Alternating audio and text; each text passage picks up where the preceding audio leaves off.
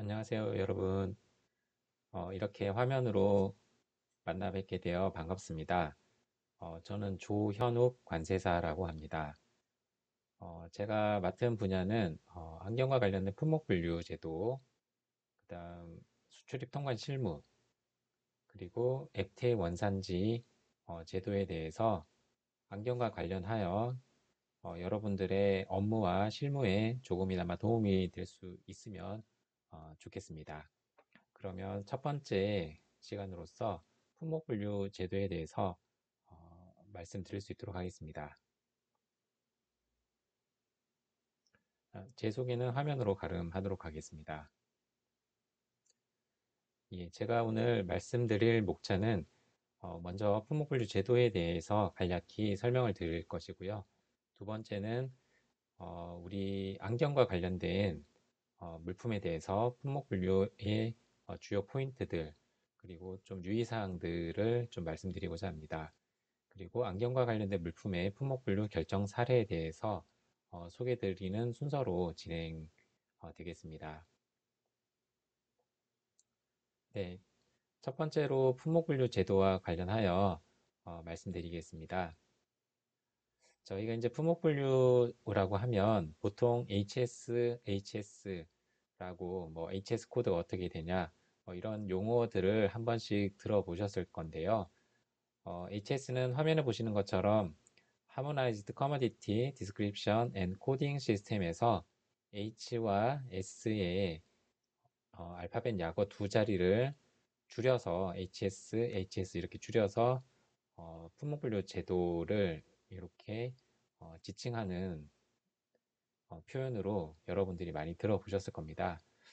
HS 협약은 공식적인 명칭은 통일상품명 및 부호 체계에 관한 국제 협약을 말하고 있고요. 우리나라도 이 HS 협약에 가입이 되어 있습니다. 그래서 1988년 1월 1일부터 시행을 하고 있고요. 여러분들 혹시 HS 협약을 한번 찾아보셨을 일이 있으셨는지는 모르겠지만요. HS 협약은 전문, 그 다음에 본문 20개 조항이 있고요. 그 다음에 부속서로서 HS 품목분류표라는 것이 있습니다. 현재 우리나라는 이제 관세법 84조에 관세법 별표로서 관세율표를 규정을 하고 있고요. 현재 2022년 1월 1일, 올해 1월 1일부터 시행 중인 품목분류표는 HS 제7차 개정사항이 적용되어 시행되고 있는 중에 있습니다.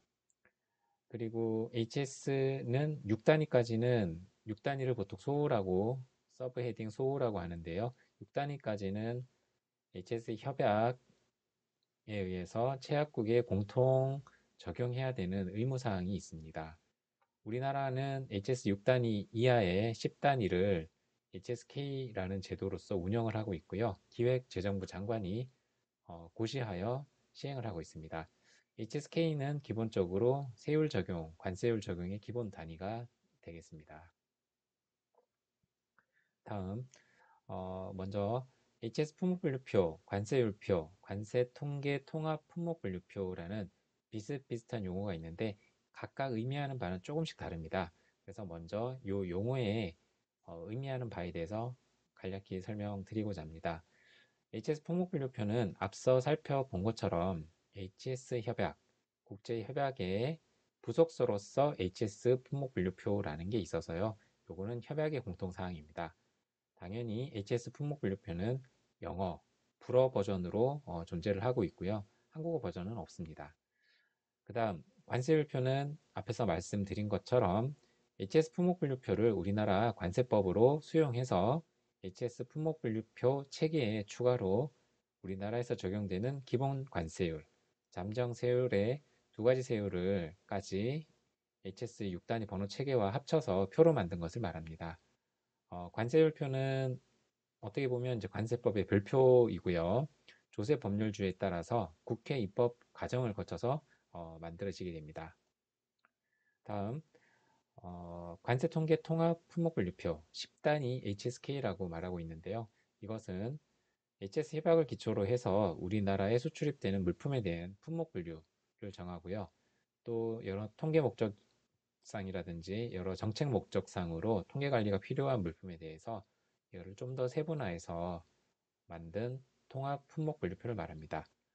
이 HSK는 협약에 따른 HS 품목 분류표 또는 관세율표의 자릿수보다는 네 자리가 더 있는데 당연히 위에 상위 체계인 HS 품목 분류표나 관세율표의 체계 안에서 유지가 돼야 되는 그러한 어, 내용들을 규정하고 있습니다. 네, HSK에 대해서 다시 한번 이렇게 표를 정리해 봤는데요. Harmonized System of Korea라고 줄여서 이제 HSK라고 하고요. HS 6단위의 네 자리를 추가한 우리나라에서 적용되는 HS 코드라고 이해하시면 될 것 같습니다. 국제적으로는 HS 6단위를 준수를 해야 되고요. 각국의 필요에 따라서 각국의 실정에 맞게 세분화가 가능합니다. 우리나라 같은 경우에는 관세 및 무역 통계 목적으로 10자리로 세분화해서 운영을 하고 있고요. 미국이나 EU 같은 경우에는 참고로 10단위 코드를 쓰고 있고 일본 같은 경우에는 9단위 코드를 사용하게 됩니다. 그리고 기재부 장관이 고시를 하고 있는데 요거는 거의 매년 조금씩 개정을 하고 있습니다. 근거 규정은 관세법 84조, 그다음 관세법 시행령 98조에서 관세 통계 통합 품목 분류표에 대한 근거 규정을 가지고 있습니다. 여기서 HS 협약에 대해서 간단히 내용을 3조에 대해서만 좀 살펴보도록 하겠습니다. 후는 4단입니다. 소호는 6단이고요. 이것들은 6단위까지는 공통적으로 사용된다고 제가 말씀드렸는데요. 협약에 따라서 각 협약의 취약국들은 호와 소호를 추가해서도 안 되고 변경해서도 안 됩니다.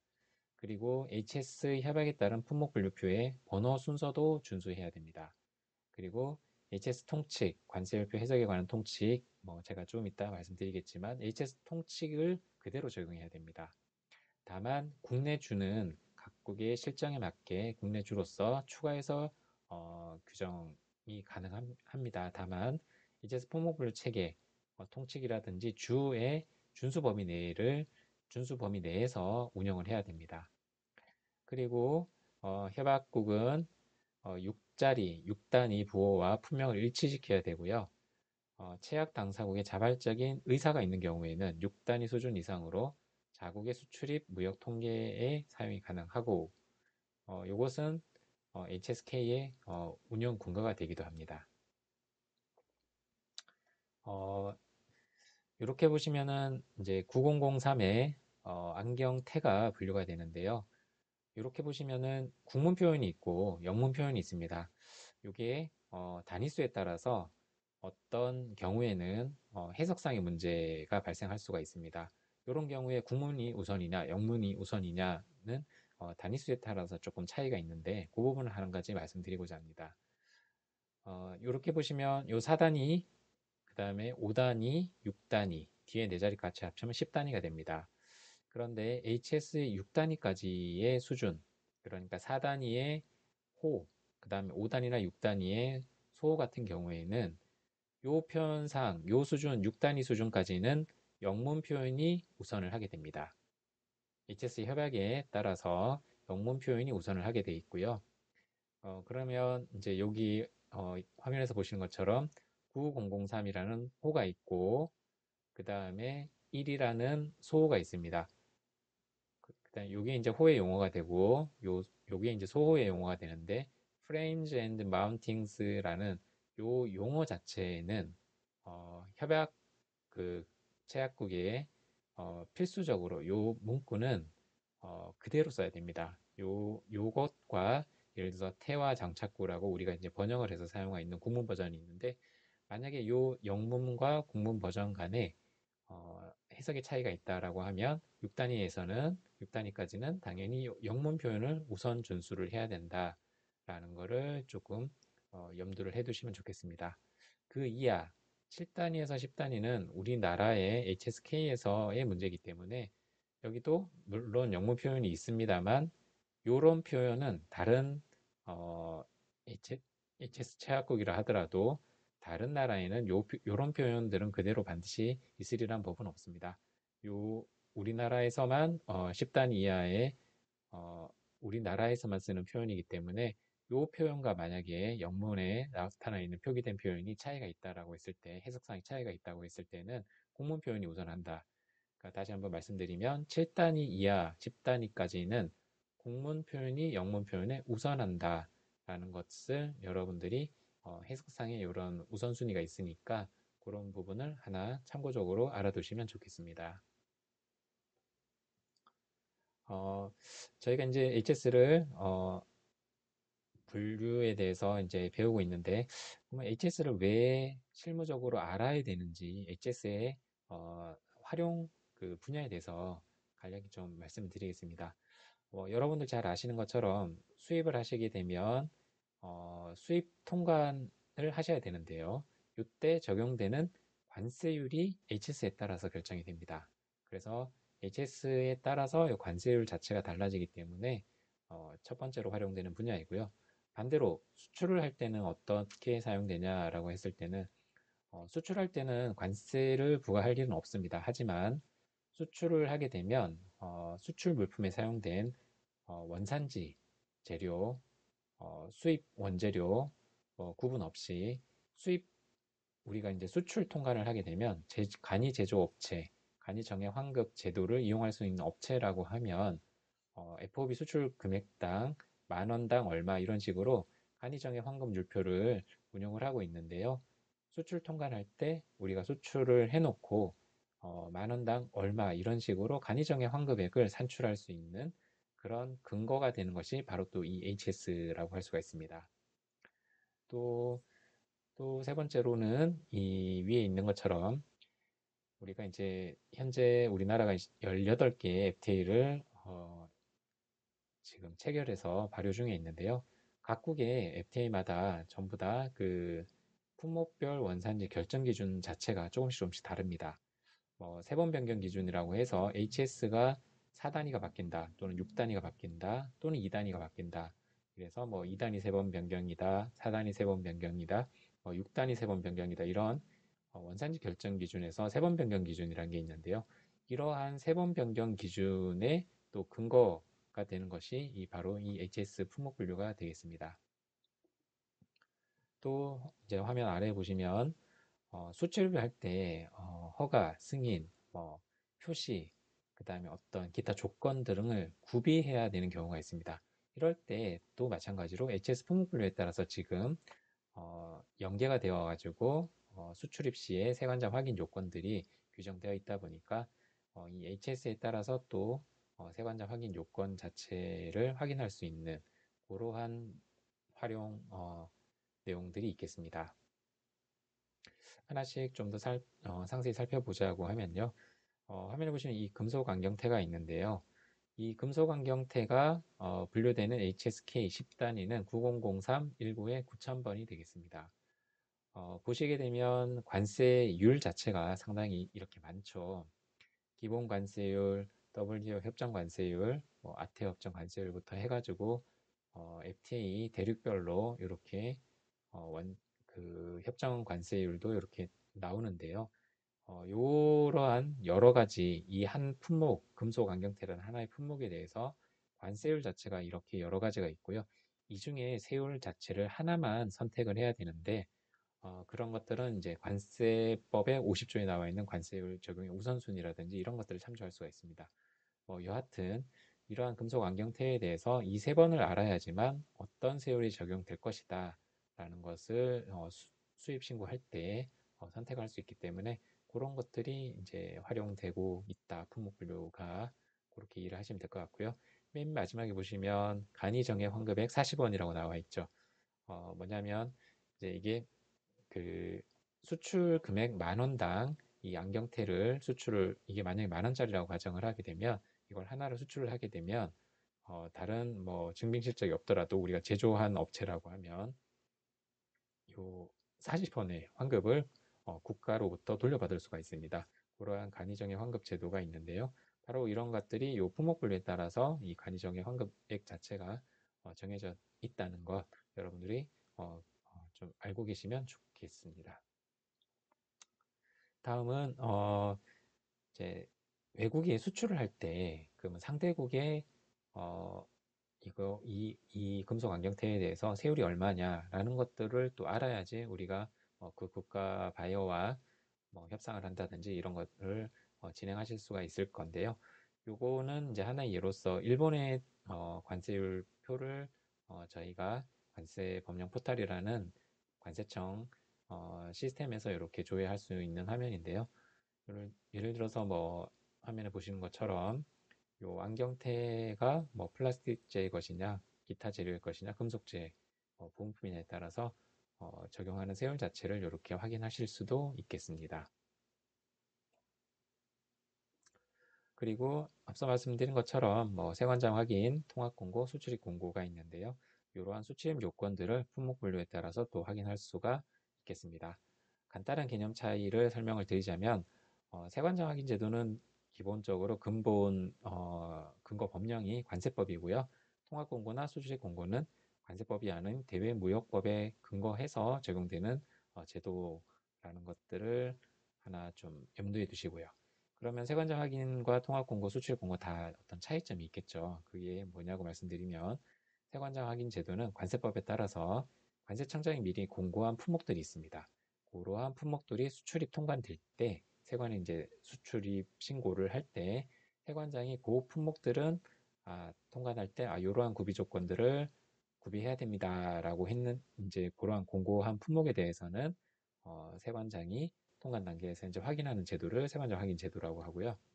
통합 공고 같은 경우에는 대무역법에 따라서 산업통상자원부 장관이 예를 들어서 관계행정기관, 뭐 예를 들어서 뭐 식물검역, 그 다음에 뭐 식품검사, 뭐 이런 것들이 되겠죠.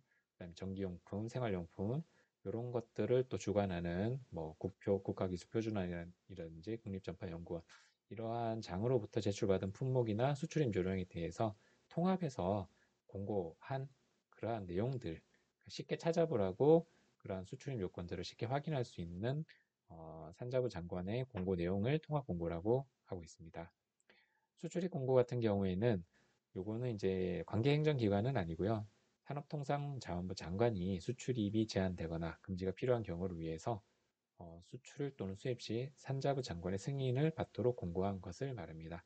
최근에 뭐 일본이 우리나라 이제 뭐 반도체 불화수소라든지 그런 것들을 어, 제한을 했었던 수출을 제한했었던 경우가 있어서 저희도 우리나라 같은 경우에도 일본으로 어떤 민간 품목에 대해서 좀 제한을 했었던 그런 최근에 사례들이 있는데 그런 것들은 요 수출입 공고에 기반을 해가지고 운영되었던 제도라고 이해하시면 좋겠습니다. 어, 요게 이제 금속 안경테에 대해서 수출입 요건인데요. 세관장이 요거를 수입할 때 또는 수출할 때 확인하는 사항들은 현재 보시는 것처럼 없습니다. 다만 그 통합 공고라고 해가지고요. 이 금속 안경테를 수입을 할 때는 통합 공고상에 이제 일정한 요건들이 있는데 뭐냐고 보면 하나가 이제 전기용품 및 생활용품 안전관리법, 물안경이나 안경테 이러한 것들은 안전 기준에 적합한 제품이어야 된다라는 것이 전기용품 및 생활용품 안전관리법에서 규정을 하고 있는 거고요. 또 어린이용 안경테나 선글라스 같은 경우에는 어린이 제품 안전 특별법에 따라서 공급자 적합성의 표시를 이 물품에 해야 된다라는 그러한 이제 수입 요건들을 이 각 개별 법령에서 이렇게 통합해서 공고하고 있는 사항들이 있겠습니다. 이러한 것들이 이제 통합 공고라고 여러분들이 이해하시면 되겠습니다. 한 가지 주의하실 점은 세관장 확인 사항이 없더라도 세관 공무원이 통합 공고의 내용, 예를 들어서 어린이용 안경테인데 공급자 적합성의 확인 표시가 안 되어 있다라고 하면 그러한 것들은 통관 단계에서 세관 직원에 의해서 통합 공고의 어린이 제품 안전 특별법 사항이 준수가 안 되었네요 라고 해서 또한 어떤 조사라든지 어떤 보완 요구라든지 이런 것들을 할 수도 있다는 그러한 사항들은 조금 유념하셔야 될 것 같습니다. 네, 다음은 품분류가 이제 원산지 결정 기준과 어떠한 사항들이 있는가를 한번 또 보시면은요. 900319에 이 안경테가 분류가 되는데 예를 들어서 한중 FTA 같은 경우에는 이 물품에 대해서 4단위가 바뀌면 된다. 그러니까 요 9003이 아닌 세 번에서 요 9003으로 요 물품이 세 번이 바뀌었다라고 하면 그 세 번이 바뀐 그 물품을 원산지로 인정을 해준다라는 것이 중국의 4단위 세번 변경 기준이고요. 아세안 같은 경우에는 마찬가지로 품목분류 결정 기준이 원산지 결정 기준이 이 첫 번째는 4단위 다른 호, 이 호가 이제 4단위 변경 기준과 똑같은 내용인데요. 다른 호에서 해당하는 재료로부터 생산된 것이거나 또는 40% 이상 이제 가치가 영내산의 가치가 40% 이상의 부가가치가 발생한 것이다라고 하면 원산지로 인정해준다라는 것이 있습니다. 예를 들어서 중국 같은 경우에는 세 번만 바뀌면 되는데 아세안 같은 경우에는 세 번이 바뀌거나 또는 40% 이상의 역내 부가가치가 발생하거나 둘 중에 어떤 거라도 충족을 하게 되면 원산지로서 인정받을 수가 있겠습니다. 또 EU 유럽연합 같은 경우에는 마찬가지로 4단위 세번 변경 기준은 동일하게 유지되는데 요거는 MC법이라고 하죠. 임포트 컨텐츠라는 약어인데요. 유럽연합은 MC법을 통해서 부가가치를 계산하게 됩니다. 그러면 요거 이제 전체 물품에서 비원산지 재료 가격이 전체 공장도 가격의 45%를 초과하지 아니하면 원산지 품목으로 인정해 줄게라는 것이 이제 원산지 결정 기준인데요. 이것처럼 이 세 번을 알아야지 뭐 이 원산지 결정 기준을 충족한다 안 한다 이러한 것들을 여러분들이 실무적으로 판단해서 활용하실 수가 있겠습니다. 자세한 사항에 대해서는 FTA 결정 기준에 대한 시간이 별도로 있으니까 그 시간에서 이 부분은 좀 더 상세히 말씀드릴 수 있도록 하겠습니다. 다음은 품목분류 사전심사 제도에 대한 내용이 되겠습니다. 어, 뭐 기본적으로 수출입 오래 하신 분이라면 쉽게 품목분류 취급하시는 아이템에 대해서 품목분류를 알고 계실 겁니다. 하지만 또 새로운 품목이 개발이 되신다거나 또는 세율상의 이슈가 있다거나 FTA에 대해서 원산지 결정 기준을 정확하게 모르실 수도 있습니다. 그러한 경우에는 이제 관세청에서 품목분류 사전심사 제도를 운영을 하고 있으니까요. 관세법에 따라서 사전심사 신청을 통해서 정확하게 그 유권 해석을 받으셔서 원산지 결정 기준이라든지 수입 세율이라든지 간이정의 환급액이라든지 이런 것들을 확인하시는 것을 추천을 드립니다. 제도에 대해서 간단히 말씀드리자면요. 품목분류 사전 심사는 신청인이 관세사 또는 관세법인 또는 수출자 또는 수입자, 특이하게도 우리나라는 수출과 수입의 모든 경우에 그 품목분류 사전 심사를 이용할 수 있는 신청인 자격을 주어집니다. 또 요 처리는 어디서 하냐? 지금 관세청장의 위임을 받은 관세평가부료원이란 데가 대전에 위치하고 있는데요. 여기에서 품목분류 사전 심사를 접수하고 심사를 하게 됩니다. 그리고 그 결과를 회신을 하게 되어 있고요. 이런 품목분류 사전 심사 제도는 발급 기관 자체가 관세청장이 되고요. 실무적으로는 관세평가분류원에서 수행하고 있지만 이제 관세청장님의 위임을 받아서 관세평가분류원에서 운영을 하고 있는 내용입니다. 그리고 신청인과 신청 대상에 대해서는 수출입 신고하려는 물품에 대해서 할 수 있다라고 말씀드렸고 이렇게 신청을 하게 되면 접수일로부터 보존기간 등의 기간은 산입되지 않았고 30일 이내에 처리가 됩니다. 수수료는 분석이 필요한 경우를 제외하고는 무료로 신청을 할 수가 있습니다. 다만 이제 관세사나 이런 관세법인의 조력을 받을 경우에는 이러한 회사의 어떤 일정한 수수료가 좀 발생할 수도 있지만 직접적으로 신청하신다거나 아니면은 분석이 필요하지 않다라고 하면 원칙적으로는 무료로 진행된다라는 것을 알아두시면 좋겠습니다.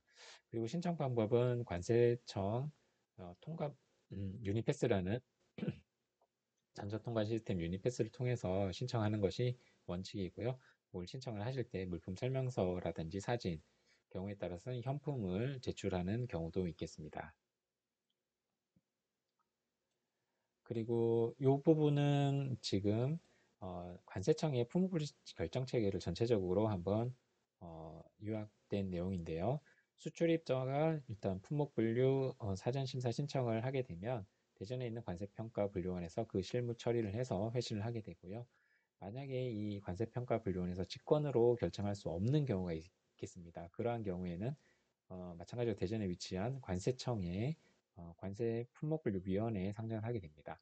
만약에 우리나라에서도 이 관세청에서 이제 품목분류 최종적으로 결정을 하는데 또 관세청에서도 최종적으로 결정을 할 수 없다라고 했을 때는 벨기에 브라셀에 있는 세계관세기구의 HS위원회가 별도가 있습니다. 이 국제 회의체에다가 안건을 올려서 상정을 하게 됩니다. 그러면 세계관세기구에서는 각국의 그러한 사항들을 일정한 주기별로 결정을 하게 되고요. 이러한 유권 해석에 따라서 각국의 이제 지리한 국가에서 수용을 해서 또 이렇게 회신을 해주는 그러한 제도로서 전체적으로 이 품목주 결정 체제가 이루어지고 있습니다.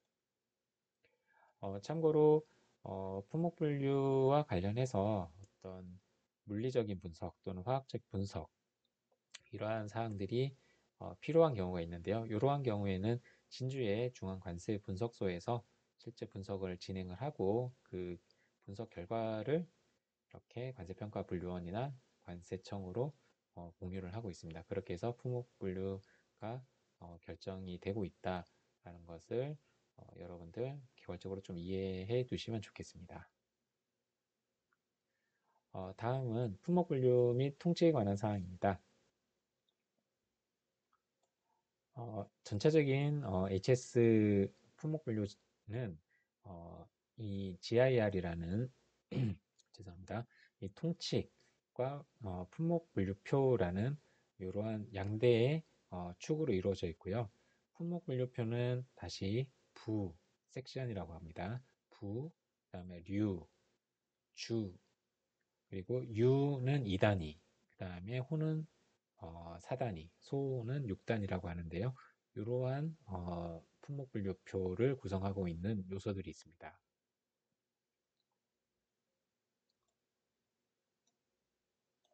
네, 먼저 통칙은 관세율표 전반적으로 적용되는 사항이고요. 일단 하나씩 살펴보도록 하고요. 그 다음에 주라는 것은 어떻게 보면 품목분류를 결정하는 법적 조문이라고 이해하시면 좋겠습니다. 이 주는 부의 주가 있고 류의 주가 있고 소의 주가 있습니다. 호는 주를 가지고 있지 않은데요. 부의 주, 류의 주, 소의 주가 있습니다. 그리고 호는 주를 가지고 있지 않습니다. 호는 그 자체로서 사단이 용어 자체가 법적인 표현이기 때문에 그런 사항도 있고요. 그 다음에 또 국내 10단위에 이제 유지되는 10단위 체계가 있고요. 요 앞에서 말씀드린 것처럼 요 6단위 소까지는 국제적으로 공통적으로 적용을 해야 되고 그 이하 7에서 10단위는 국내에서 적용되는 그러한 분류 체계이다 라고 이해하시면 좋겠습니다. 자, 금속 안경테를 자꾸 이제 예시로서 하나 지금 계속 말씀을 드리는데 이걸 다시 금속 안경테에 적용을 해보면요. 이 소호 6단위까지는 협약에 따른 공통 기준이다. 그리고 뒤에 9000은 국내 분류 체계이다. 라고 이해하시면 될 것 같고요. 이 부의 주, 류의 주, 소의 주가 있다라고 말씀을 드렸고요. 부와 류, 부는 대분류, 총 관세율표에는 21개의 부가 있습니다. 1부, 2부, 3부 이런 식으로 해서 총 21부까지 있고요. 그 다음에 류는 1류, 2류, 3류 이렇게 해서 총 97개의 류가 있습니다. 소 같은 경우에는 4단위로 해가지고요. 지금 0101부터 해서 9706까지 그런 사이 분류 체계가 있고 소는 고2의 6단위 소가 또 그런 식으로 체계가 이루어져 있습니다. 자, 먼저 그러면 관세율표 해석에 관한 통칙인데요. GIR이라고 합니다. General Rules for the Interpretation of HS라고 약어를 써서 이제 GIR이라고 하는데요. 이 줄여서 이제 통칙이라고 하는데요. 품목분류 통칙이라고 하는데 이 통칙의 역할은 뭐냐면 공통적이고 일관된 HS 적용을 확보하기 위해서 품목분류표 해석을 어떻게 할 거냐라는 거에 대한 기본 원칙을 규정을 하고 있다고 생각하시면 좋겠습니다. 특징은 통칙은요, 말 그대로 법적 구속력이 있습니다. 이 통칙에 따르지 않으면 그 품목분류는 잘못된 것이고요. 반드시 이 통칙에 따라서 분류를 해야 된다라는 것이 국제적인 약속이기 때문에 법적 구속력이 있습니다. 그리고 통칙 1에서 6호로 구성되어 있고요. 이것은 순서대로 적용을 해야 됩니다. 또 품목분류 통칙은 1에서 5는 4단위 분류, 통칙 6은 6단위 분류에 대한 사항이고요. 통칙 5는 케이스와 포장 용기에 대한 분류 사항이다 라고 이해하시면 좋겠습니다. 이 화면에서 보시는 것은 관세율표 해석에 관한 통칙들을 한눈에 나열을 한 것인데요. 통칙 1호, 2호, 3호, 4호, 5호, 6호까지 있는 것이 HSA 협약상의 통칙이고, 통칙 7호는 한국 규정인데, 어, 내용은 뭐 크게 차이가 없습니다. 여기에 이 표에 규정되지 않은 사항들은 HS 협약에 따른다라는 어떤 선언적인 내용이 통칙 7호로서 한국에서 규정하고 있는 내용입니다. 하나씩 통칙의 내용들은 이후에 하나씩 좀 상세히 설명을 드리도록 하겠습니다. 먼저 통칙 1호입니다. 통칙 1호의 내용은 이 표, 그러니까 품목분류표의 부류, 절의 표제, 표제는 어떤 제목 타이틀입니다. 이러한 제목들은 오로지 참조의 편의상 설정한 것이다. 참조의 편의상의 반대말은 법적인 목적인데요.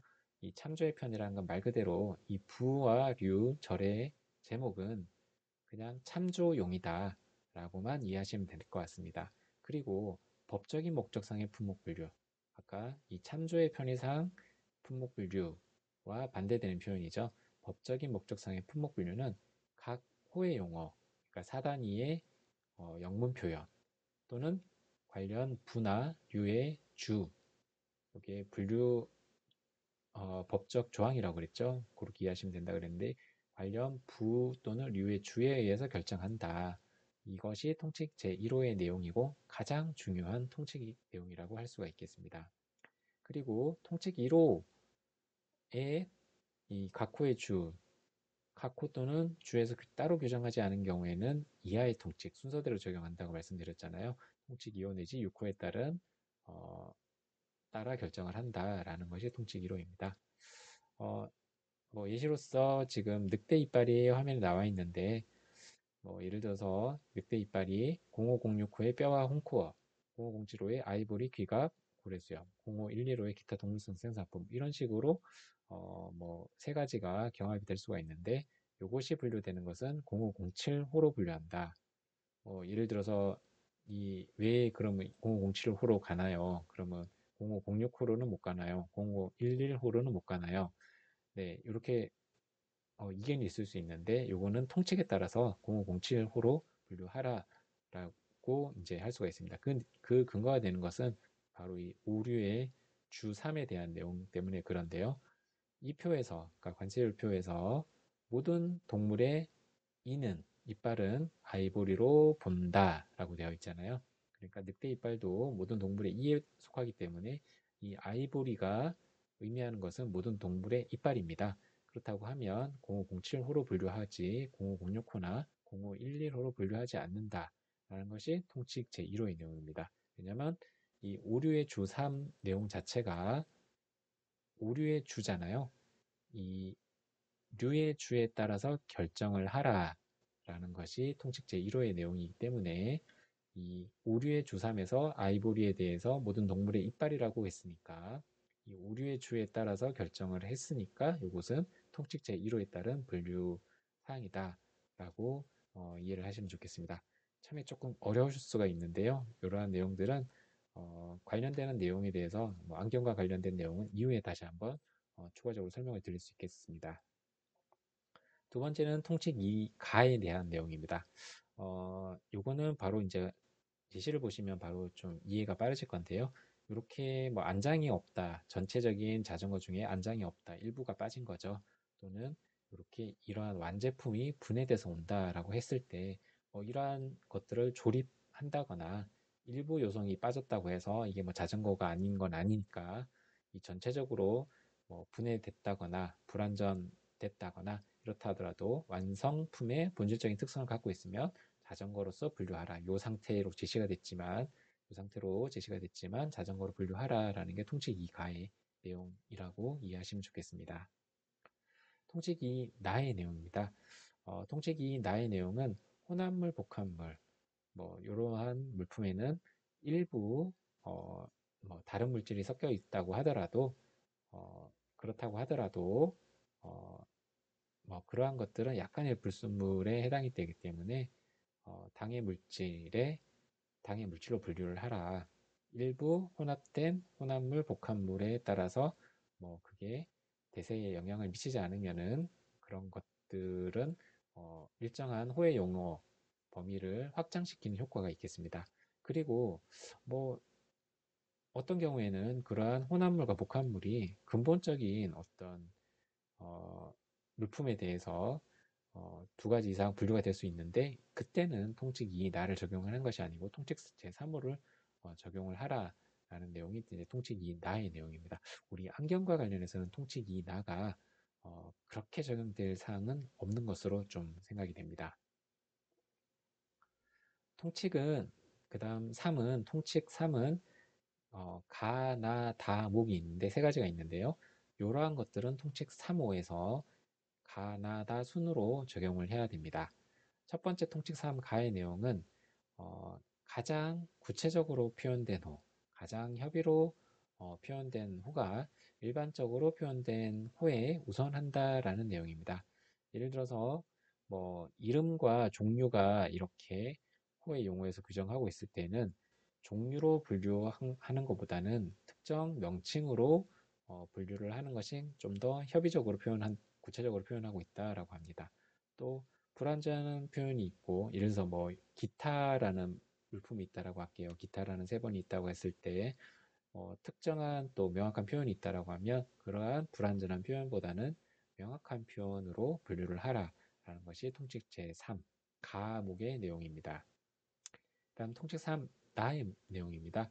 통칙 3 나 같은 경우에는 혼합물이나 복합물, 그다음에 소매형 세트 이러한 내용들 아까 우리가 기억나시는지 모르겠지만 통칙 2 나에서 뭐 혼합물, 복합물이 있었는데 아까 본질적인 대세에 영향을 미치지 않으면 통칙 2로서 결정할 수 있지만 이 통칙 3 나까지 온 경우에는 통칙 2로서 결정하지 못했기 때문에 그러한 경우에 대등한 예를 들어서 혼합물이다, 복합물이다 이러한 경우에는 어, 먼저 통칙 3 가로 협의의 표현으로 결정할 수 없을 때 나를 적용을 하고요. 본질적인 특성, 그러니까 혼합물과 복합물 또는 소매형 세트로 구성된 물품 중에서도 어떤 그 물품의 전체적인 것 중에 본질적인 특성을 부여하는 재료 또는 구성 요소로 분류를 하라라는 것이 통칙 3 나의 나목의 내용입니다. 이 본질적인 특성에 대해서는 물품마다 다 다를 수가 있습니다. 어떤 경우에는 가격이 될 수가 있고요. 어떤 경우는 중량, 어떤 경우에는 부피가 될 수 있고 또 어떤 경우에는 기능이나 역할 이런 것들이 될 수가 있기 때문에 그런 것들은 뭐 획일적으로 본질적인 특성이 뭐다라고 이렇게 규정하고 있지는 않습니다. 다만 이제 물품의 특성에 따라 어떤 상식적인 범위 내에서 본질적인 특성이 뭐다라고 이제 공감대가 형성이 될 텐데요. 그러한 본질적인 특성이 있다라고 하면 그 물품으로 분류를 하라는 것이 통칙 3 나의 내용입니다. 자, 소명 세트란 그럼 무엇일까요? 라고 하는데요. 이것은 서로 다른 후에 분류될 수 있을 것으로 보이는 최소한 둘 이상의 서로 다른 물품으로 구성되어 있고요. 어떤 요구를 충족시키기 위해서나 어떤 특정 활동을 행하기 위해서 조합한 물품으로 구성된 것, 그리고 또 재포장 없이 소비자에게 그대로 직접 판매되는데 적합한 방법으로 조합한 것들. 그래서 뭐 상자나 그런 판 위에 조합된 것들, 이러한 것들을 소매형 세트라고 합니다.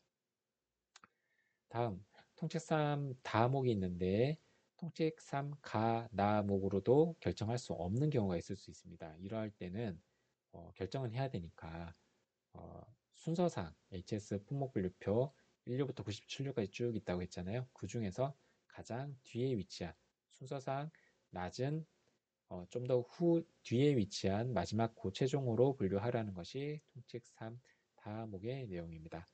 통칙 4는 실무적으로 거의 활용되는 경우는 없습니다.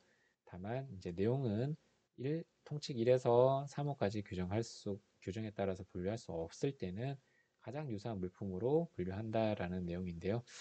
실무상 통칙 4는 거의 활용되지 않고 있습니다. 왜냐하면 통칙 1, 2, 3으로 거의 모든 물품이 분류가 가능하기 때문입니다. 자, 이 내용은 통칙 5에 대한 내용인데요. 가목이 있고 나목이 있습니다. 케이스잖아요. 케이스와 관련된 품목 분류 내용이 통칙 5 가 내용이고요. 나 같은 경우에는 포장 용기에 대한 내용입니다. 예를 들어서 우리 안경과 케이스가 같이 거래가 되는 경우가 대부분일 텐데요. 그러한 경우에 안경 케이스와 안경이 케이스 안에 이제 들어가 있을 때 장기간 사용하기에 적합하고 또 그 내용물과 함께 제시되는 경우에 그리고 그 용기가 그 안경 케이스가 어떤 그 안경보다는 부수적인 경우가 있죠. 예를 들어서 안경은 5만 원짜리인데 안경 케이스는 금으로 되어 있다든지 이런 경우에는 어, 통칙 5가를 적용할 수가 없겠죠. 상식적인 범위 내에서 용기가 전체 물품의 본질적인 특성을 부여하는 경우에는 그러하지 아니하다라는 내용이 이제 그러한 표현이 되겠고요. 통칙 5 나의 내용은 내용물과 포장 재료가 있을 건데요. 박스 포장이라든지 어떤 그러한 포장 용기들이 같이 제시되는 경우에 어, 단지 그 포장 재료는 그렇게 중요하지 않다. 근데 만약에 마찬가지로 포장 용기 자체가 반복적으로 사용 가능하고 본질적인 특성을 또 가지고 있다라고 하면 또 별개의 문제겠지만 그렇지 않은 경우에 통상적인 수준이라고 하면 그 내용물과 함께 분류를 하라라는 것이 통칙 5의 내용이라고 할 수가 있겠습니다. 통칙 5는 소호의 분류 규정인데요. 법적인 목적상 소호의 품목 분류, 6단위의 소호의 품목 분류는 동일 수준의 소호들만 서로 비교할 수 있다라는 점을 조건으로 해서 소호의 용어와 관련 소호의 주에 따라서 결정을 하라라는 것이 통칙 6의 내용입니다. 이제까지 이제 품목 분류 제도와 그다음 품목 분류의 해석에 관한 통칙들에 대해서 간략히 살펴보았습니다. 이번에는 여러분들 실무적으로 HS 정보를 검색할 수 있는 방법에 대해서 좀 말씀드리고자 합니다. 관세청에서 잘 운영하고 있는 것 중에 시스템 중에 하나가 이 관세 법령 정보 포털이라는 시스템이 있습니다. 네이버라든지 포털 사이트에서 관세 법령 정보 포털이라고 이제 검색해서 들어가시면 여기에 세계 HS라는 메뉴가 보이십니다. 요거를 클릭해서 보시면요. 우리나라의 이 세계 HS 정보 시스템에서는요, 우리나라의 품목 분류와 관련된 내용들을 이렇게 속견표, 해설서, 관세율표, 이런 국내 사례, 외국 사례 등을 여기서 이제 확인을 할 수가 있고 통합 검색으로 검색어를 치시게 되면 검색 엔진이 잘 되어 있습니다. 요거를 검색어를 치시고 검색을 하셔도 그런 원하시는 정보들이 조회가 가능하실 것 같습니다. 그리고 우측에 이렇게 보시면은 각 국기들이 있는데요. 원하시는 어떤 국가의 국기를 누르시면 그 국가의 품목 분류 체계라든지 관세율표 체계를 좀 참조적으로 또 확인할 수가 있고요. 그러한 정보들을 이 시스템에서 제공을 하고 있습니다. 그리고 저희가 HSK가 이렇게 연도별로도 변할 수가 있고 관세율 자체가 연도별로도 변할 수가 있기 때문에요. 이러한 연도별로 관세율 이력 등을 또 이렇게 확인할 수가 있습니다. 왜냐하면 FTA가 매년 연도별로 일정한 율로 대부분 이제 일정한 율로 없어지게 됩니다. 조금씩 떨어지게 되는데 어떤 경우는 10년 단위로 떨어지기도 하고요. 어떤 데는 3년 단위로 떨어지기도 하는데 그거는 이제 FTA 따라 달렸지만 그 연도별로 다 적용되는 세율이 다를 수가 있습니다. 그렇기 때문에 연도별 세율도 제공을 하고 있습니다. 네, 이러한 것들은 뭐 미국의 관세율표를 이렇게 이제 조회해서 확인하는 내용을 보실 수가 있고요. 이거는 직접 한번 여러분들이 활용해 보시면 좋을 것 같습니다. 그다음 뭐 이렇게 실질적으로 품목 분류가 됐을 때 뭐 미국에서 운영하는 이제 관세율 제도라든지 그다음에 그런 약어들이 무엇인지에 대해서도 설명을 하고 있습니다. 국가별로 이렇게 체계에 대해서도 좀 다름을 알 수가 있겠죠. 이렇게 국가별로 품목 분류 체계에 대해서 이런 점이 다르구나라는 것을 또 확인할 수가 있는 비교하는 메뉴도 적용을 할 수가 있고요. 그 다음에 또 품목 분류 결정에 대한 내용을 이렇게 검색어를 치시거나 뭐 결정 세 번을 찾아보시면 언제 결정했는지, 어떤 물품인지, 어떠한 결정 사유가 있는지를 여러분들이 이러한 시스템을 통해서 확인할 수가 있겠습니다. 또 마찬가지로 외국의 결정 사례, 품목별 결정 사례들도 관세청에서 이렇게 손쉽게 찾아볼 수 있도록 DB로서 제공을 하고 있습니다. 마찬가지로 EU의 분류 사례에 대한 내용들을 이렇게 확인할 수가 있는 화면이고요. 이렇게 기본적으로 전반적으로 이제 품목 분류 제도에 대해서 전반적으로 살펴봤고요. 잠시 쉬셨다가 환경과 관련된 품목 분류에 대해서 추가적으로 말씀드릴 수 있는 시간을 갖도록 하겠습니다. 네, 일단 교육 들으시느라 수고 많으셨습니다.